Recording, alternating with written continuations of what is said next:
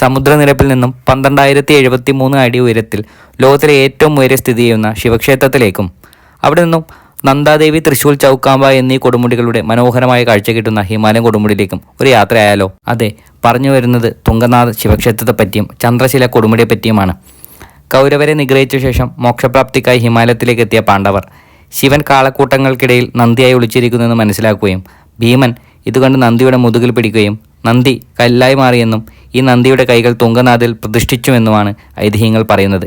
1000 വർഷങ്ങളോളം പഴക്കമുള്ള ഈ ക്ഷേത്രം ഏപ്രിൽ മുതൽ നവംബർ വരെ ഭക്തർക്കായി തുറന്നു കൊടുക്കുന്നുണ്ട്. രാവണനെ വധിച്ച ശേഷം ഭഗവാൻ ശ്രീരാമൻ ചന്ദ്രശിലയിലെത്തി ധ്യാനത്തിലിരിക്കുകയും അവിടെ വെച്ച് ഭഗവാൻ ശിവൻ അനുഗ്രഹിക്കുകയും മോക്ഷം നൽകുകയും ചെയ്തെന്നാണ് ചന്ദ്രശിലയെ പറ്റിയുള്ള ഐതിഹ്യം. മഞ്ഞുമൂടിയ ചന്ദ്രശില കൊടുമുടിയും തുംഗനാഥ് ക്ഷേത്രവും കാണാൻ ഡിസംബർ മുതൽ ഫെബ്രുവരി വരെയും പച്ചപുതച്ച ഹിമാലയൻ മലനിരകൾക്കിടയിലൂടെയും താഴ്വരകളുടെ ഭംഗി ആസ്വദിച്ചും മാർച്ച് മുതൽ ജൂൺ വരെയും ഇവിടം സന്ദർശിക്കാൻ അനുയോജ്യമായ സമയമാണ്. റോഡ് മാർഗം ഡൽഹിയിൽ നിന്നും ഋഷികേശിലേക്കും അവിടെ നിന്ന് ചോപ്തയിലേക്കും എത്താൻ കഴിയും. ചോപ്തയിൽ നിന്നും 7 കിലോമീറ്റർ ട്രെക്ക് ചെയ്തു വേണം ചന്ദ്രശിലയിൽ എത്തിച്ചേരുവാൻ.